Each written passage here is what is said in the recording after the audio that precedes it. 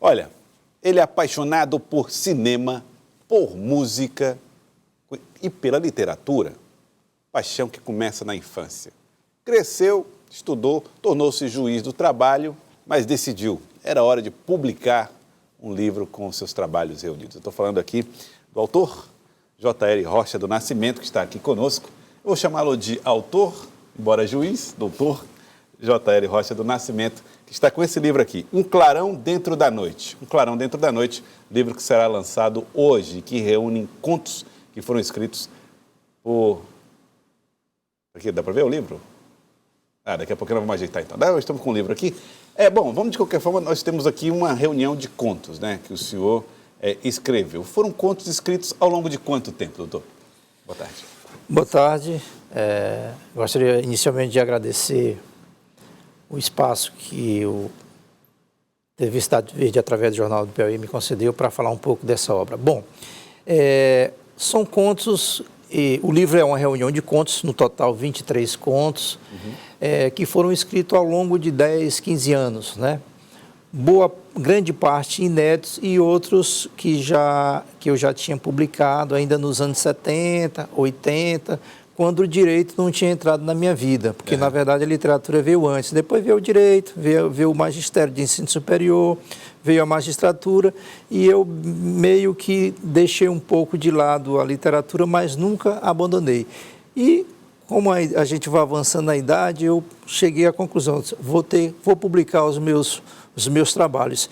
E esse é o primeiro livro individual que eu publico. Um Clarão Dentro da Noite. Eu confesso que quando eu vi a capa do livro, a princípio, imaginei, um livro todo sobre realismo fantástico. Né? Uma coisa fantasiosa, personagens criados. Qual é a relação que tem com esse realismo? O livro tem muito de realismo fantástico. O título do livro é o conto que eu chamo de Abre Alas, né?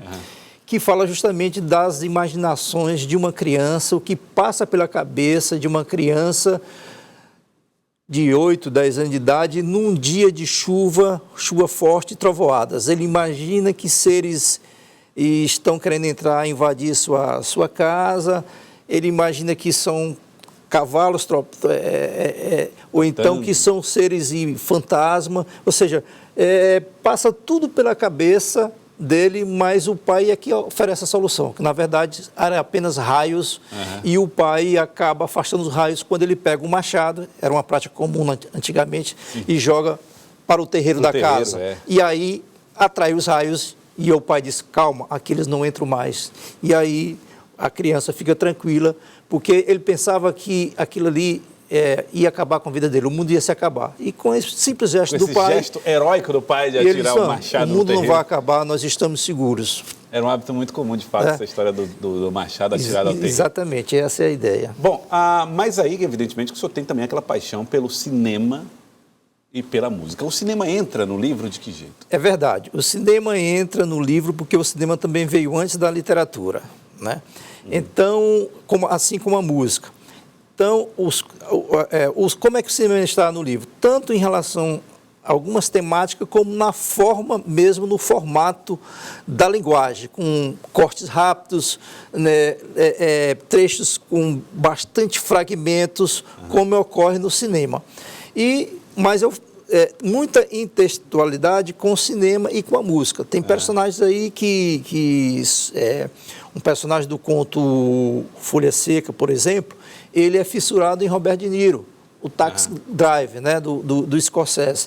Tem outro conto que fala muito, que quem lê vai ver o filme Casablanca, como passando... Né? O senhor tem uma preferência pela era mais clássica, né, do cinema ou a era dos diretores? De Scorsese? Eu vivi as duas. Vivi as duas. Vi o cinema das eras clássico, né, dos anos 30, 40, 50, como a partir dos anos 70, com os grandes diretores, Scorsese. Salvam o cinema americano. Isso, exatamente. Martin Scorsese, Francis Tarantino Coppola, hoje, Coppola, Tarantino hoje, né, Spielberg. Você tem então, na verdade, eu vivi as duas fases E do não faz cinema. uma defesa de nenhum dos dois modelos, nenhuma das duas. Não, faço a defesa do bom cinema. Do bom cinema. Do bom cinema. Pode ser feito por Schwarzenegger ou Ronald Reagan, qualquer um dos dois, né? Qualquer um dos dois. Agora, só é difícil encontrar um bom cinema nos dois. Um bom cinema nos dois aqui é complicado. É verdade. Mas é mais fácil encontrar um bom político nos dois. Isso aí que eu não vou entrar no mérito, porque... Né? Tá bom, Mas então. é isso. Bom, mas a primeira parte fala de memórias, infâncias. E a segunda parte? A segunda parte fala de envelhecimento, temas universais, envelhecimento, demência, violência, mídia digital. Por exemplo, tem um personagem aí que é um atirador, ele é um matador virtual, é o Anjo Vingador. Na verdade, ele não mata ninguém, mas ele pensa que está eliminando as pessoas em frente a um aparelho de TV. Tá, agora, ele pensa... Ele incorpora-se da ideia, ele não mata ninguém, mas ele De alguma incorpora... maneira, alguém pode fazer isso metaforicamente, acabar com reputações? Isso, a ideia é essa. Por trás, a linguagem subjacente é essa questão da metáfora. Tem uma linguagem de segundo nível aí no conto, o Anjo Vingador. Olha, queria agradecê-lo, doutor J.R. Rocha do Nascimento, autor, está lançando um livro hoje, livro de contos, tá? Esse aqui certamente é o primeiro de muitos. Então, nesse primeiro lançamento, acontece onde? Oportunidade para formular então o convite. O lançamento ocorrerá hoje às 18h30 na Livraria Anchieta, ali na Nossa Senhora de Fátima. Tá? Eu recebo meus convidados. Hoje também é a inauguração do Salip, que é passagem. Antes de ir para o Salip, dá uma passadinha ali na Anchieta e eu estarei recebendo lá os meus convidados. Muito obrigado pela participação. Que sucesso, tá bom?